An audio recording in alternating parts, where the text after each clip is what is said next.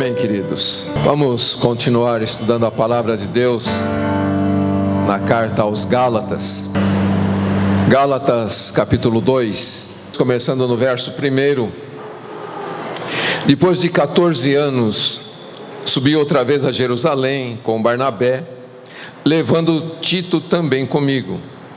Subi por causa de uma revelação e expus a eles o evangelho que prego entre os gentios, mas em particular aos que pareciam se destacar, para que de algum modo não corresse ou não tivesse corrido inutilmente. Mas nem mesmo Tito, que estava comigo, foi forçado a se circuncidar, embora fosse grego, e isso por causa dos falsos irmãos que haviam se intrometido e secretamente vieram a espiar a liberdade que temos em Cristo Jesus para nos escravizar. Mas nem por um momento cedemos ou nos submetemos a eles, para que a verdade do Evangelho permanecesse convosco.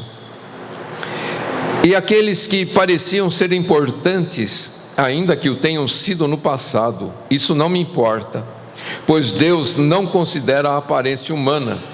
Esses que pareciam ser importantes, nada me acrescentaram. Pelo contrário, viram que o evangelho da incircuncisão me havia sido confiado, assim como a Pedro, o evangelho da circuncisão. Pois aquele que agiu por meio de Pedro para o apostolado da circuncisão, também agiu por meu intermédio para o apostolado aos gentios. E quando reconheceram a graça que me havia sido dada, Tiago, Cefas e João, considerados colunas, estenderam a mão direita da comunhão a mim e a Barnabé, para que fôssemos aos gentios e eles à circuncisão.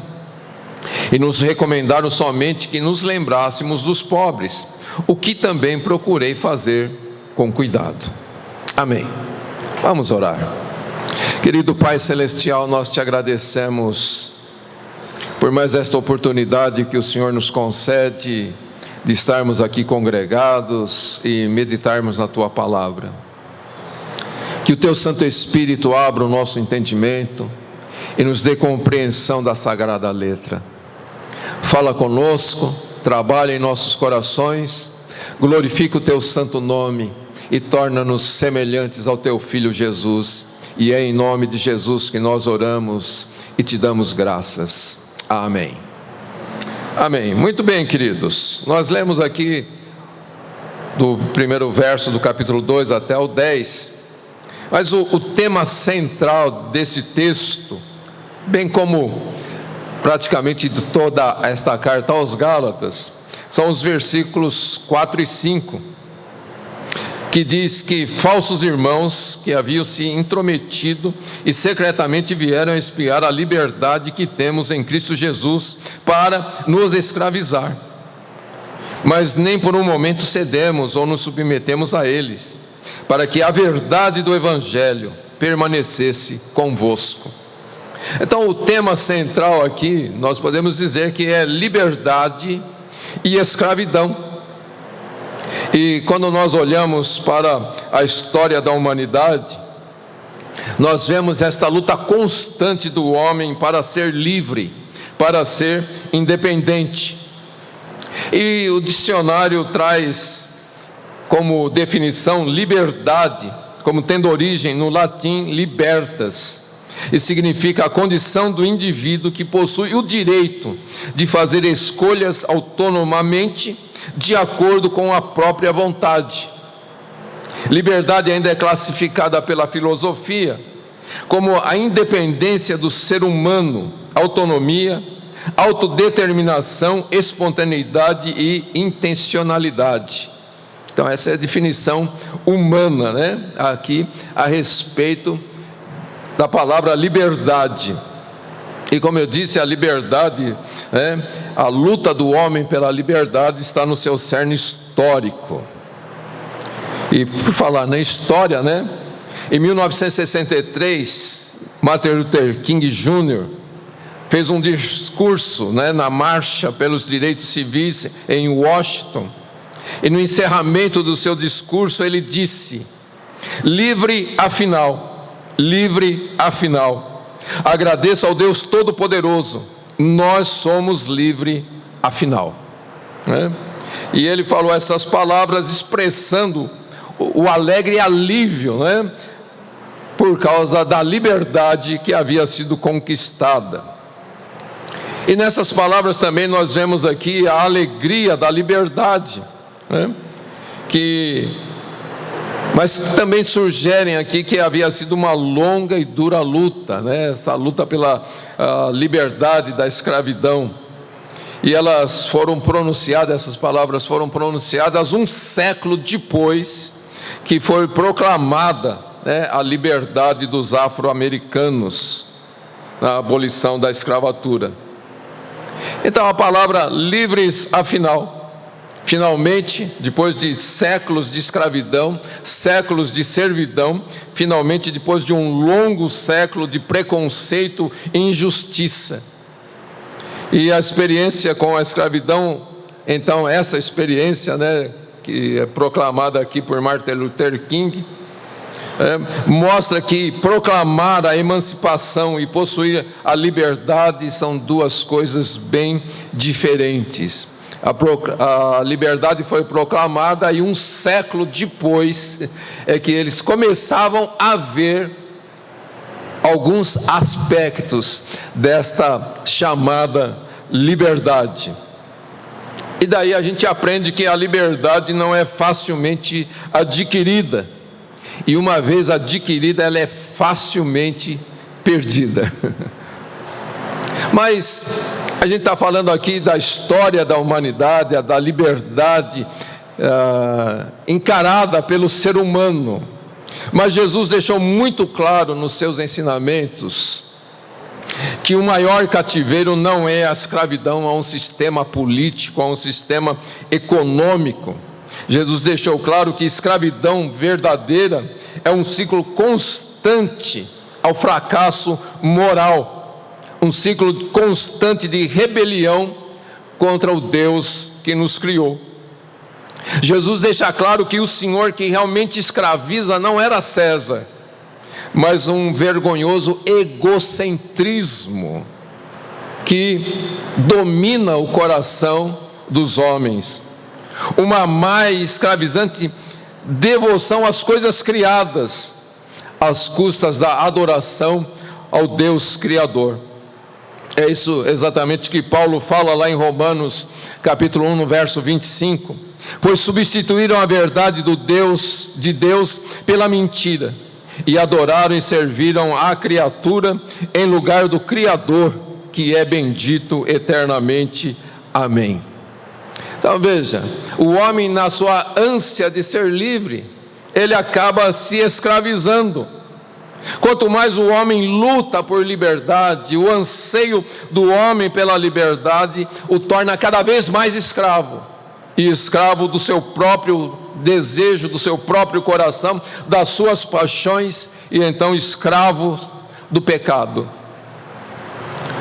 Jesus certa vez contou, e nós já estudamos aquela parábola dos dois filhos, e o filho mais novo queria a liberdade, no seu desejo e busca por liberdade, ele se tornou escravo do seu próprio querer, ele se tornou escravo do seu pecado. Eu acho muito interessante uma canção chamada O Retorno, do Canto Verbo, que eles fizeram uma canção em cima desta parábola dos dois filhos, e eles colocaram assim de uma forma muito interessante, na visão do próprio filho pródigo, que lá percebeu a sua condição. Eu quero ler aqui essa canção, eu acho muito interessante e vai nos ajudar a entender alguns aspectos. Ele diz assim: nos restos que eu comi, lembrei-me de onde vim. Eu tinha tudo lá na casa de meu pai. Agora, veja, cansado de servir, juntei minhas coisas e clamei minha porção. Do tronco, o galho eu cortei. Eu roubei do meu pai, no afã de ser livre, me prendi. Escravo do meu querer, buscando prazer, com porcos eu comi. No mundo esbanjei, anfitrião fui rei. Comprei deleitos vãos, mas num vazio encontrei. Queria retornar, distante despertei. Se o vejo, implorarei, dos servos seus menor serei. Voltando o avistei, correndo me abraçou, de nada se lembrou, além do seu eterno amor. Falar nem me deixou, urgente em celebrar. Meu filho que morreu, achado foi, agora vivo está. E aí ele diz: veja o preço que meu pai pagou para eu estar aqui. Me deu roupas para festejar e fez aliança, graça, amor, justiça e redenção. Que banquete preparou para mim. Eu voltei para o meu pai. E olha que frase linda agora: servindo em sua casa, eu sou livre. É muito interessante isto, queridos. O homem deseja tanto a liberdade, e na sua luta por liberdade, ele se torna cada vez mais escravo. E quanto mais ele luta, mais ele sofre. Mas o interessante é que o filho mais velho, que não saiu de casa, não lutou por liberdade, ele também era escravo. Escravo do seu próprio coração, escravo do querer ser reconhecido, escravo do querer ser valorizado pelo seu pai, e assim alcançar os benefícios do seu pai.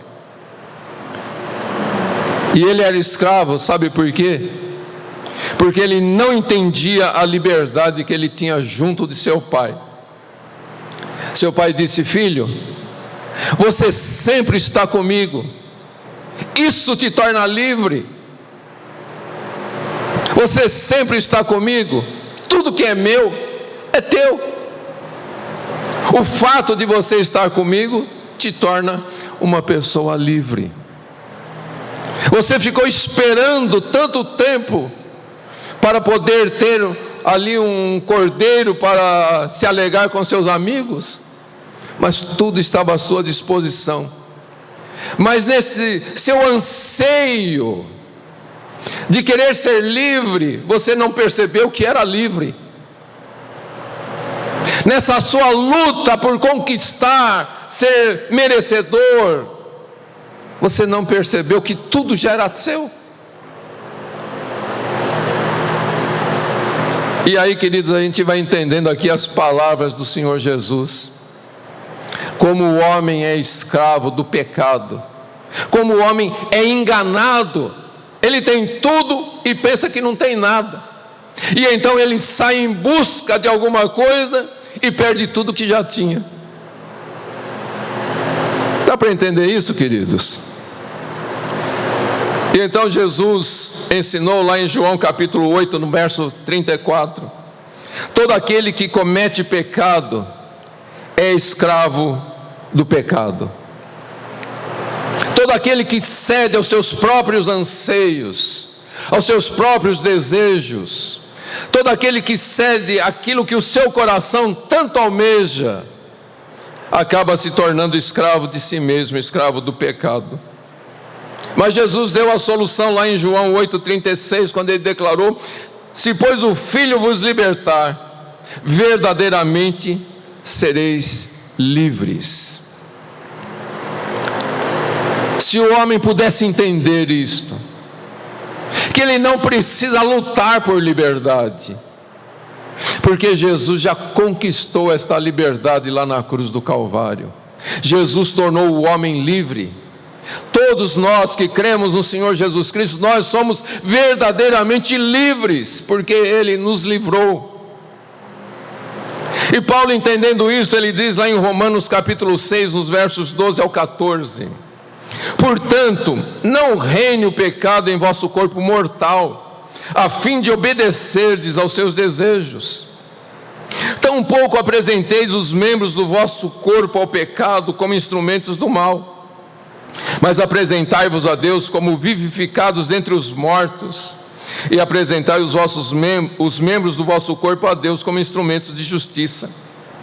Pois o pecado não terá domínio sobre vós, pois não estáis debaixo da lei, mas debaixo da graça. Veja, Jesus nos tornou livres, e nós hoje temos a escolha de permanecer na liberdade. Nós não precisamos lutar por liberdade, nós somos livres. E Paulo diz, então permaneça nessa liberdade. É difícil permanecer nessa liberdade? Humanamente falando, sim. Como nós já dissemos, a liberdade é difícil de ser conquistada, mas uma vez alcançada, ela é facilmente perdida. Mas se nós aprendermos a depender da graça do Senhor Jesus Cristo, se nós entendermos que a nossa liberdade está no único fato de que Jesus conquistou essa liberdade para nós, nos deu essa liberdade e ninguém pode tirá-la de nós, a menos que nós mesmo a deixamos escapar de nossas vidas. Então, queridos, a conclusão de tudo isto é que quanto mais o homem luta para ser livre, mais escravo ele se torna. E não há verdadeira liberdade fora do Evangelho do Senhor Jesus Cristo, o Evangelho da graça. Só o Evangelho produz paz e plena satisfação e realização ao homem. Para que o homem seja realmente realizado e satisfeito, só se ele abraçar o Evangelho do Senhor Jesus Cristo. Mas, chegando aqui ao cerne do texto, nós entendemos que a liberdade, ela tem muitos inimigos, e entre os vários inimigos da liberdade está a religiosidade, que escraviza o homem a rituais, a costumes e a muitos medos. A religião, ela não faz nada pelo homem, pelo contrário, ela escraviza o homem em muitas outras coisas. E o cristianismo não é uma religião. O cristianismo é a proclamação do Evangelho do Senhor Jesus Cristo. E quando nós olhamos para tudo isso, nós entendemos que a liberdade, ela tem lutas, mas ela tem muitas alegrias também. E isso tanto no reino espiritual quanto na sociedade humana. Quando nós olhamos aqui para o final do discurso de Martin Luther King, nós entendemos que ele sabia muito bem disto, porque essas palavras, livre afinal, agradeça ao Deus Todo-Poderoso, nós somos livres afinal, é uma estrofe de um hino antigo. Martin Luther King pegou emprestadas as palavras de um hino para falar da liberdade da escravidão. Mas ele entendia que este hino não estava falando da liberdade da escravidão humana, mas sim da liberdade da escravidão espiritual. Porque o sentido primário, o sentido principal desta canção nos remete à liberdade do pecado por meio do Senhor Jesus Cristo. A canção estava falando também de estar livre da maldição que a lei pronuncia contra todo o pecado. E a liberdade em Cristo, então, era a preocupação do apóstolo Paulo, quando ele escreve essa carta aos Gálatas, Essa carta que muitas vezes foi chamada de a carta magna da liberdade cristã. Paulo sabia que a liberdade espiritual é a coisa mais preciosa que nós podemos obter. E ele sabia o preço que o Senhor Jesus Cristo pagou lá na cruz para conquistar esta liberdade.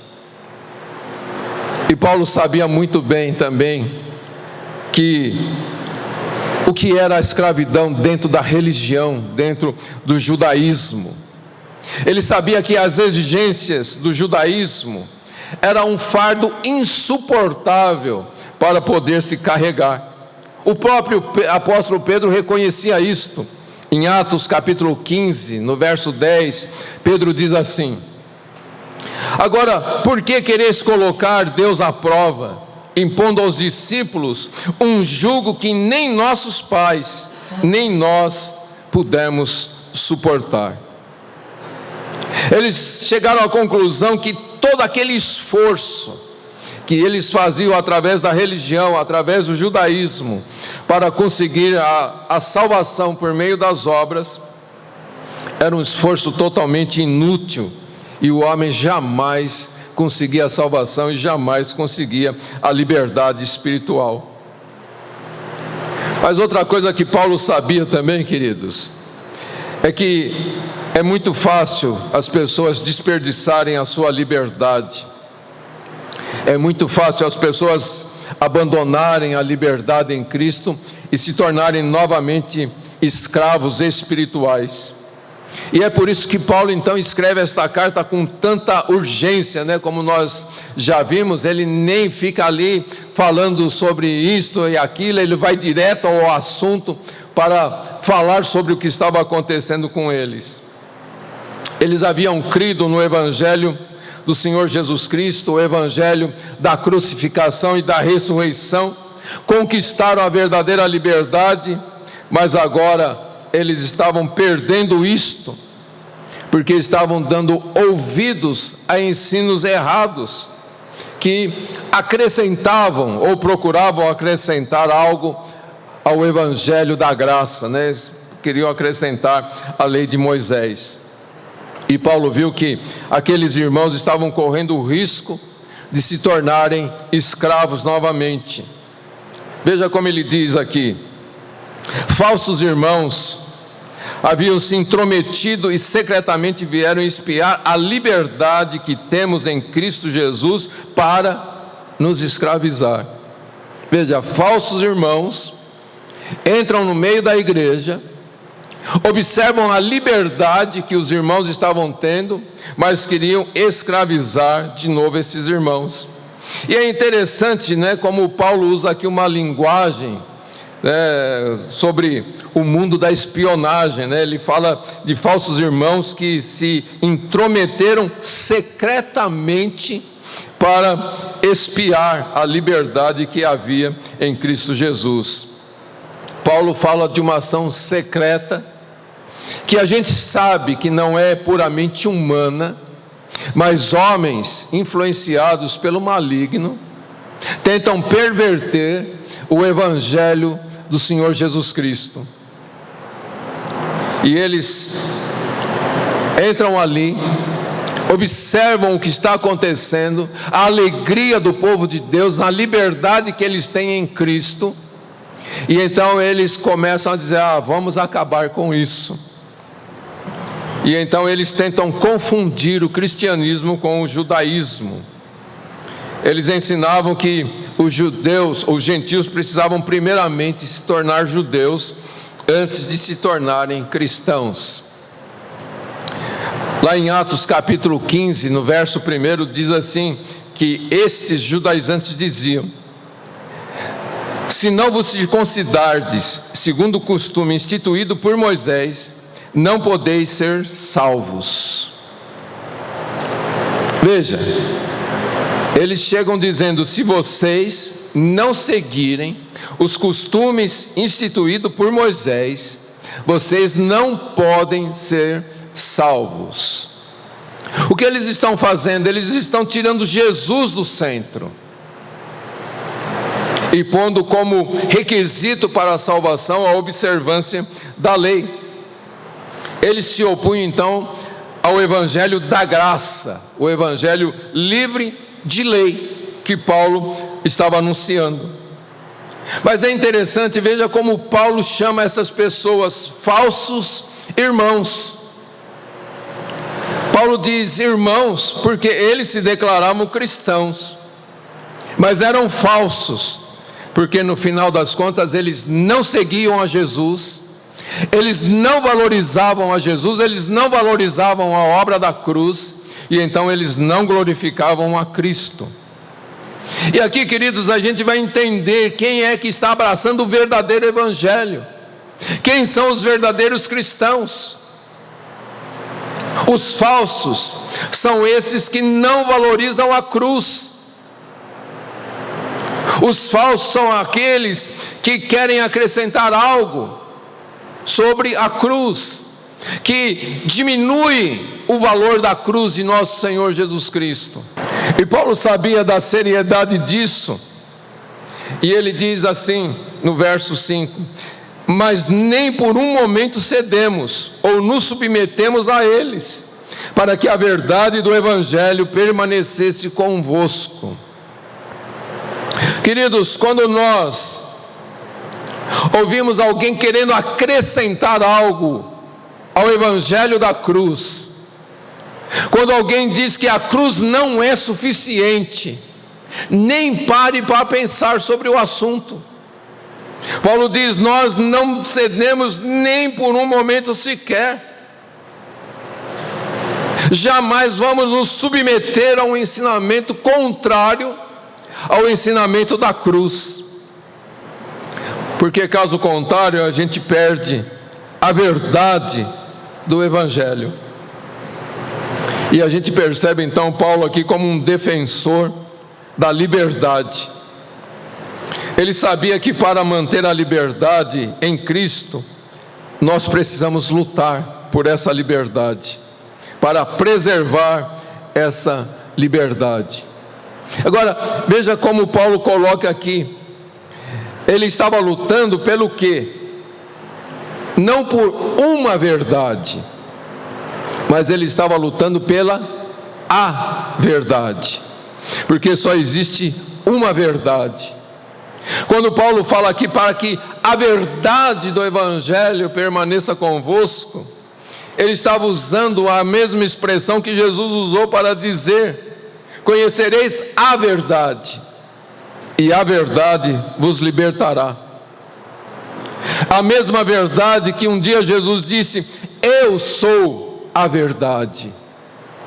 E é isso que Paulo está dizendo, para preservar a verdade do Evangelho convosco. Diante de tudo isso, nós entendemos que há apenas um Cristo, apenas uma verdade, um só Evangelho, e portanto existe apenas uma liberdade real e absoluta, pela qual vale a pena lutar para preservar. Amém, queridos? Tudo o resto que se chama de liberdade é mentira. A única liberdade real, verdadeira, absoluta que alguém pode ter é a liberdade que nosso Senhor nos dá. Amém, queridos? E a partir desse exemplo do apóstolo Paulo, nós aprendemos então que o preço da liberdade espiritual é vigilância constante. Nós precisamos estar sempre atentos às coisas que estão chegando aos nossos ouvidos, às coisas que querem penetrar o nosso coração. Não basta a gente compartilhar o Evangelho com as outras pessoas, pregar o Evangelho. Nós precisamos defender o Evangelho da livre graça de nosso Senhor Jesus Cristo. Agora, quando nós olhamos para o nosso mundo de hoje, queridos, um mundo de mentiras, um mundo onde a mentira está querendo tomar o lugar da verdade, fica difícil defender a verdade, não é verdade? Um mundo de mentiras que nós vivemos, nós precisamos lutar para defender a verdade, porque as pessoas não querem ouvir que só existe um caminho para a salvação, que é o Senhor Jesus Cristo. As pessoas não querem saber que Jesus é o único que pode dar a verdadeira liberdade. A gente está vendo muito claramente nos dias de hoje, aqui no Brasil, que as pessoas toleram o cristianismo na medida em que o cristianismo não interfira em suas vidas.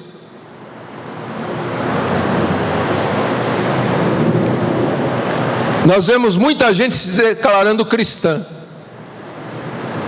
mas quando a verdade do Evangelho é colocada, eles dizem que isso é intolerância religiosa. Quando o Evangelho quer atingir o coração do homem para mostrar o que o homem é, então o homem rejeita o Evangelho. E então o que nós vemos é o que estava acontecendo lá com os Gálatas: falsos irmãos que rejeitam a verdade. Falsos irmãos se declaram cristãos, mas não querem que o Evangelho interfira em suas vidas. E a gente então vai percebendo que a igreja vai ficando debaixo de uma tremenda pressão para comprometer a sua mensagem. Está chegando tempos, queridos, que aquele que pregar o Evangelho verdadeiro do Senhor Jesus Cristo vai ser totalmente discriminado, como intolerante, como inimigo da sociedade. Mas Jesus disse: aquele que perseverar até o fim, esse vai ser salvo. Então, queridos, não vamos desistir do Evangelho de nosso Senhor Jesus Cristo. Não vamos desistir dessa liberdade que nós temos em Cristo, buscando outro tipo de liberdade que na verdade não é liberdade. A Bíblia é muito clara: a salvação vem apenas por meio da morte e ressurreição de nosso Senhor Jesus Cristo. E nós não podemos deixar ninguém adicionar nada a isto, nem subtrair nada desta mensagem da cruz e do túmulo vazio. Olha que interessante uma declaração que Martinho Lutero fez certa vez: podemos suportar a perda de nossas posses, nosso nome, nossa vida e tudo mais, mas não deixaremos ser privados do Evangelho, da nossa fé e de Jesus Cristo. E ponto final. E foi justamente por causa disso, queridos, que Paulo viajou para Jerusalém. Paulo não admitia ser privado da fé em Jesus Cristo. E por esse motivo ele subiu para Jerusalém para lutar pela liberdade do Evangelho do Senhor Jesus Cristo. Paulo foi pelo menos 4 vezes para Jerusalém. Mas a gente entende que esta que ele está se referindo aqui, há muita discussão sobre isso, e eu não vou entrar nessa discussão, se foi nessa viagem que Paulo está dizendo aqui nesse capítulo 2, se foi a terceira viagem que ele fez para Jerusalém, para o concílio, e eu acredito que sim, né? Quando ele diz aqui no verso 1: depois de 14 anos subi outra vez a Jerusalém com Barnabé, levando Tito comigo. Agora olha que interessante isso, queridos. Subi por causa de uma revelação e expus a eles o Evangelho que prego entre os gentios, mas em particular aos que pareciam se destacar, para que de algum modo não corresse ou não tivesse corrido inutilmente. Paulo está descrevendo aqui que ele foi para Jerusalém levando Barnabé e também Tito, né? Um judeu, Barnabé, e um grego, que era Tito. E eles foram por causa de uma revelação divina, não por causa de uma convocação, porque parece lá em Atos capítulo 15 que houve uma convocação para discutir o assunto da salvação entre os gentios. Mas Paulo diz que ele não foi por convocação, ele foi por revelação de Deus. E chegando lá, então, Paulo começa a conversar com os demais apóstolos, os outros apóstolos, e falar sobre o Evangelho que ele anunciava entre os gentios. E alguns desses detalhes a gente vê lá então em Atos capítulo 15, no relato de Lucas, a respeito do concílio de Jerusalém. Nós vemos aqui então que Paulo e Barnabé apresentavam o evangelho que eles pregavam entre os gentios, e eles falam sobre isso com os demais apóstolos, provavelmente mostrando como eles estavam sendo contestados por esses falsos irmãos que foram para a Galácia. E eles então discutiram essa questão, se os gentios tinham ou não de ser circuncidados para serem aceitos como membros da igreja de Cristo. E a reunião então terminou com um resultado muito básico, que a mensagem que Paulo pregava entre os gentios, a mensagem da graça, a mensagem livre da lei, foi confirmada. E Paulo então estava escrevendo aos Gálatas para mostrar justamente isto, que a mensagem que ele pregava, ele não havia recebido de nenhum apóstolo, de nenhum homem, mas somente de Deus. E que o concílio em Jerusalém somente definiu de uma vez por todas aquilo que Paulo já estava pregando entre os gentios. E lá em Atos capítulo 15 a gente percebe então que no final daquele concílio foi emitido um decreto, foi escrita uma carta que deveria ser distribuída entre todas as igrejas, falando a respeito desse assunto, que a salvação é somente pela graça, a salvação é somente pela fé em Jesus Cristo, a salvação é somente crendo na morte e ressurreição de nosso Senhor Jesus Cristo, e nada mais além disso. Agora, veja a estratégia de Paulo, a ousadia de Paulo, que nos ensina que nós devemos ser ousados também. Porque Paulo, independentemente da visita que ele fez aqui para Jerusalém, e nós dissemos que ele foi para lutar pela liberdade do Evangelho, então Paulo leva Tito, juntamente com ele, um grego não circuncidado, e ele leva com um propósito. Qual é este propósito? Paulo leva Tito, um grego convertido ao cristianismo, um moço que havia se destacado no meio da igreja, ele cresceu espiritualmente falando, e ele veio a se tornar pastor da igreja de Creta. Paulo diz que ele era como um filho para Paulo, Tito era como um filho. E então Paulo leva este menino para Jerusalém, grego não circuncidado, para aflorar os sentimentos dos judaizantes, que não podiam admitir que Paulo estava levando um gentio incircunciso para dentro da cidade sagrada. Porque a circuncisão para os judeus era algo muito importante, era a marca que identificava um verdadeiro judeu.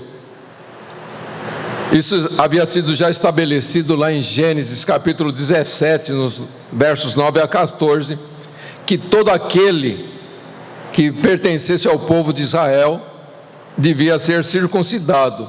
E quando um gentil queria se tornar um judeu, ele tinha que ser circuncidado. E agora Paulo, anunciando o evangelho livre da lei, o evangelho da graça, ele leva então Tito para dentro de Jerusalém. E coloca Tito ali diante dos apóstolos. E juntamente com Barnabé começa a expor o evangelho da graça. E fala: olha, esse menino não é circuncidado, mas olha a vida dele. Vocês podem perceber Jesus na vida dele? E provavelmente os discípulos, sim, nós podemos ver Jesus na vida dele. Então o que vocês acham? Ele precisa ser circuncidado? E qual é a resposta dos apóstolos? De Pedro, de Tiago, de João? Não, ele não precisa ser circuncidado. A fé que ele tem no Senhor Jesus Cristo é o suficiente para ele ser salvo. Ele não precisa acrescentar nada. Então veja, queridos, Tito é um caso bem sucedido para sustentar a verdade do Evangelho que Paulo estava anunciando. E Paulo então declara aqui em Gálatas 2, capítulo 3: mas nem mesmo Tito, que estava comigo, foi forçado a se circuncidar, embora fosse grego. E então fica muito claro que a mensagem do Evangelho, a boa nova do Evangelho, não é salvação pela fé em Cristo e mais alguma coisa, seja a circuncisão ou qualquer outra coisa.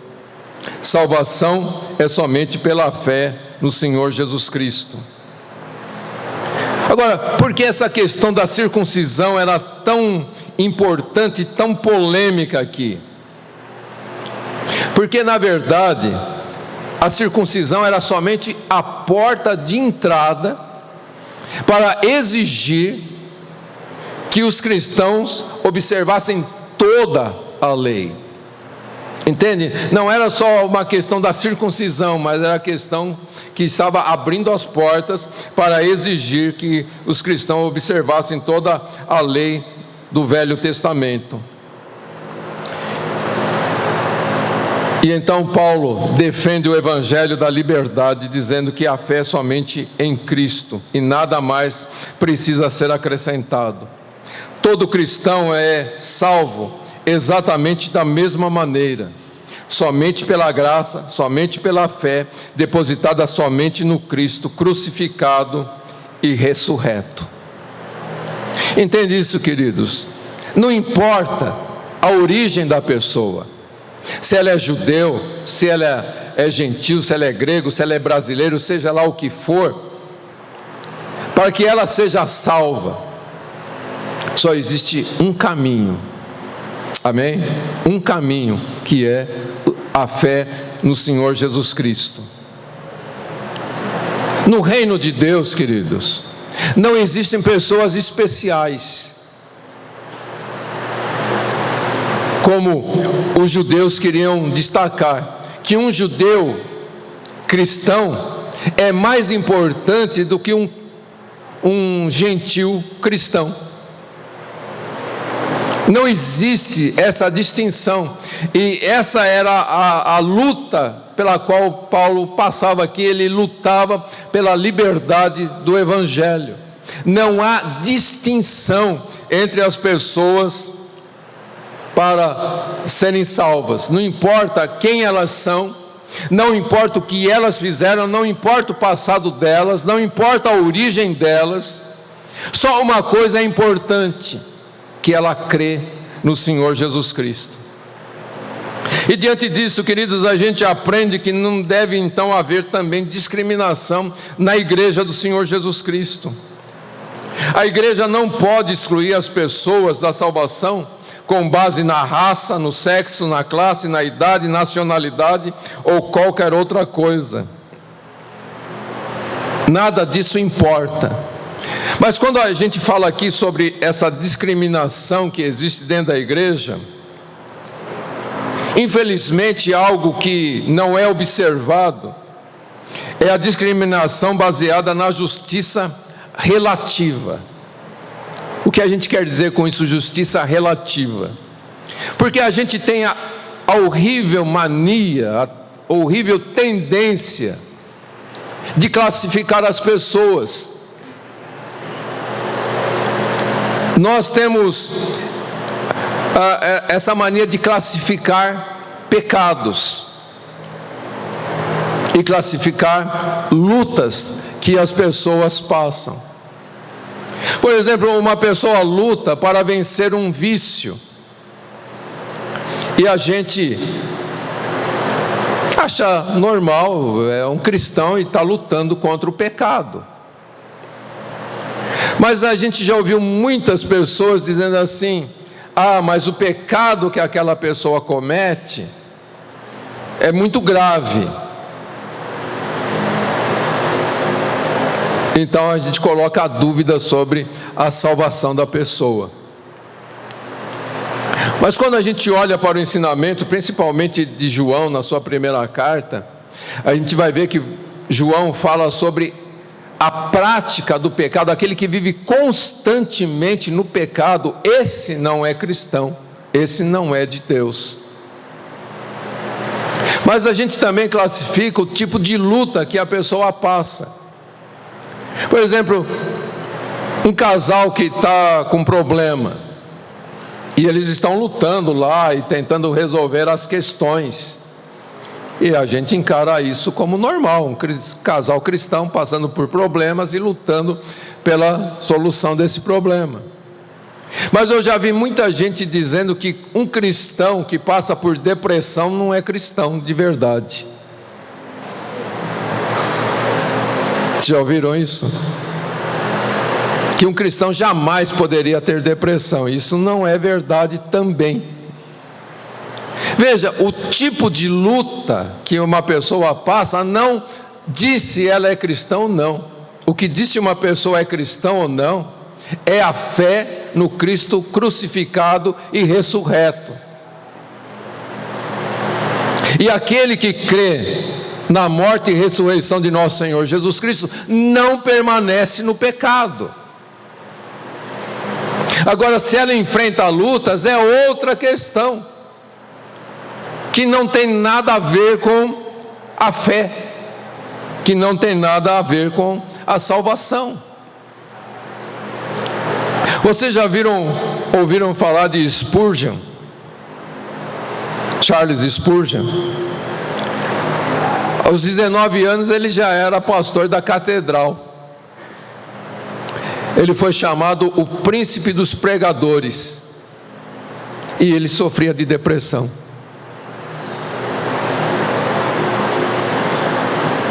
E ele já foi até mesmo acusado de não ter sido salvo por causa da depressão. Mas veja, nada disso faz sentido. São pessoas querendo acrescentar algo ao Evangelho do Senhor Jesus Cristo. Dá para entender o que eu quero dizer aqui, queridos? Devemos lutar contra a depressão? Lógico que sim. Spurgeon, ele sofreu de depressão, e o que ele fez? Ele percebeu que muita gente dentro da igreja passava pela mesma situação que ele. E então ele começou a estudar os Salmos, que mostra as lutas constantes, principalmente de Davi. E ele escreveu uma coleção chamada Tesouros de Davi, onde ele mostra a luta contra todas essas complicações da vida e como vencer. E ele então pôde ajudar a igreja a vencer a depressão. Dá para entender isso, queridos? Mas o que eu quero falar mesmo aqui é sobre essa questão que a gente fica, a exemplo dos judaizantes, a gente fica classificando as pessoas se elas são salvas ou não, porque queremos acrescentar um requisito para dizer se a pessoa é salva ou não. E quando a gente olha para a diversificação dentro da igreja, a gente vai perceber que existem muitos dons diferentes, existe uma história diferente, porque existem culturas diferentes dentro do cristianismo, e então existem ministérios diferentes, e tudo isso faz parte do propósito de Deus. Cada um passa por um tipo de provação, cada um passa por um tipo de tentação, mas nada disso causa uma diferença nesta pessoa diante de Deus. Todos nós estamos diante de Deus por causa do sangue de nosso Senhor Jesus Cristo. Ninguém é melhor do que ninguém perante Deus. Nós estamos diante do Senhor de igual forma. Todos nós chegamos perante o Senhor somente através de Jesus, somente pelo sangue de nosso Senhor Jesus Cristo. Então, como eu disse, Paulo leva Tito de uma forma muito estratégica, porque Tito era alguém totalmente diferente dos apóstolos, porque todos eles eram judeus, e Tito era o único grego ali naquele meio, e além de tudo um gentil incircunciso, e ele está junto dos apóstolos que andaram com o Senhor Jesus Cristo, mas ele estava ali como alguém salvo pela graça de nosso Senhor Jesus Cristo, um grego incircunciso, no meio de judeus circuncidados, mas numa posição igual diante de nosso Senhor Jesus Cristo. Deus havia aceitado Tito com base na fé que ele exercia no Senhor Jesus Cristo, naquilo que Cristo havia feito por ele na cruz do Calvário. E qual era a base que os apóstolos estavam diante do Senhor? Estavam ali porque eram salvos pela graça do Evangelho, eram salvos por meio da morte e ressurreição de nosso Senhor Jesus Cristo. Então Tito, ali no meio dos apóstolos, prova que a justificação vem somente pela graça, por meio da fé em Cristo Jesus. E então esse foi o primeiro resultado dessa viagem que Paulo fez para Jerusalém. E a gente vai parar por aqui, e depois a gente vai continuar estudando que houve um outro propósito, que Paulo foi para Jerusalém, lutando pela liberdade do Evangelho.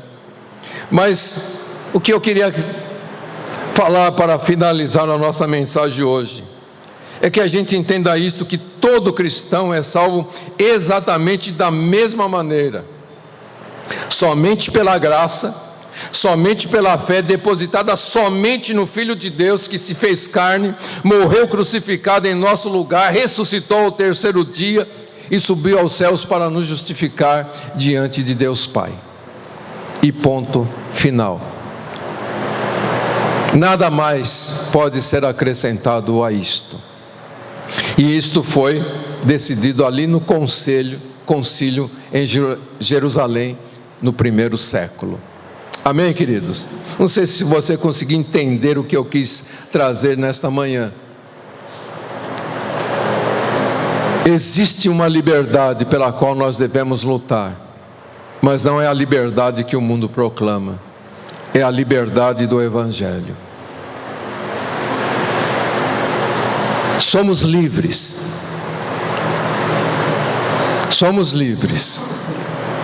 para vivermos para Deus Pai. Somos livres neste mundo, não somos escravos de nada e de ninguém. Os homens podem pôr leis e a gente obedecer essas leis, mas isso não nos escraviza. Nós somos livres pelo Evangelho de nosso Senhor Jesus Cristo. Amém, queridos? Somos livres para vivermos para a glória de Deus. Somos livres do nosso próprio coração, porque todo aquele que não crê em Jesus é escravo do seu próprio coração, do seu próprio desejo, das suas próprias paixões. Mas Cristo nos libertou de tudo isto, porque hoje para nós, e a gente vai estudar sobre isso bem detalhado, para nós o viver é Cristo. Não mais nós vivemos, Cristo vive em nós. E a vida que nós vivemos na fé do Filho de Deus, que nos amou e se entregou por nós. Isto é ser livre. Amém? Paulo dizia em suas cartas, quando ele já estava preso: eu estou algemado, mas eu sou livre em Cristo. As minhas mãos estão algemadas, mas eu sou livre. meu corpo pode estar encarcerado, mas eu sou livre, porque Cristo me libertou. E nós não vamos nem por um segundo ceder a qualquer pressão que tente nos escravizar a uma religião, a um sistema, a isso ou aquilo. Amém, queridos? Amém. Gostaria que você curvasse por um instante a sua cabeça e pensasse um pouquinho sobre esta liberdade que nós temos em Cristo. E se o seu próprio coração não está tentando escravizar você a alguma coisa. Talvez você esteja orando por alguma coisa e parece que a sua oração não é atendida. E talvez o inimigo sopre nos seus ouvidos que a sua oração não é ouvida, porque você fez isso, você faz isso, você faz aquilo, ou você deixa de fazer isso e deixa de fazer aquilo. Mas tudo isso é mentira, queridos.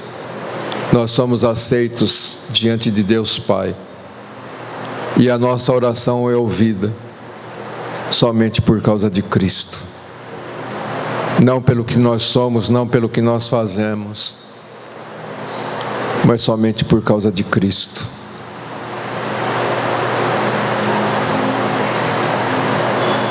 O filho mais velho tentava agradar seu pai através de fazer muitas coisas.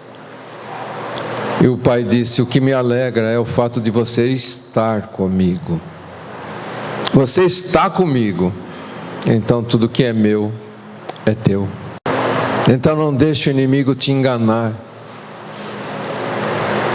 achando que precise ser acrescentado alguma coisa na sua vida. Nada precisa ser acrescentado. Somente a fé no Cristo crucificado e ressurreto. Nada além disso. Nada além disso. É pelo sangue de Cristo que nós entramos no Santíssimo Lugar. Não é pelos nossos feitos, não é pelos nossos méritos. Nós entramos lá pelo sangue de Cristo. E somos aceitos por causa do sangue de Cristo. E é isso que nós vamos celebrar, participando da mesa do Senhor. Estamos diante de Deus Pai. E o Pai se agrada de nossas vidas. Por causa da morte e ressurreição de nosso Senhor Jesus Cristo. O Pai se agrada de nós, porque Ele vê sobre nós o precioso sangue de Seu Filho. O Pai se agrada de nós, porque o Filho nos justificou diante do Pai. Não é o que nós fazemos, não é o que nós somos, não é o que nós podemos oferecer, mas é o que Cristo fez.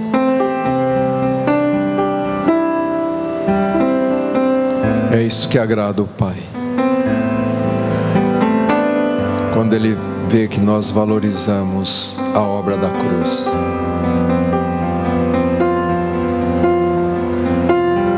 E declaramos: somente pela morte e ressurreição de nosso Senhor Jesus Cristo, somente pelo precioso sangue, é que nós somos salvos.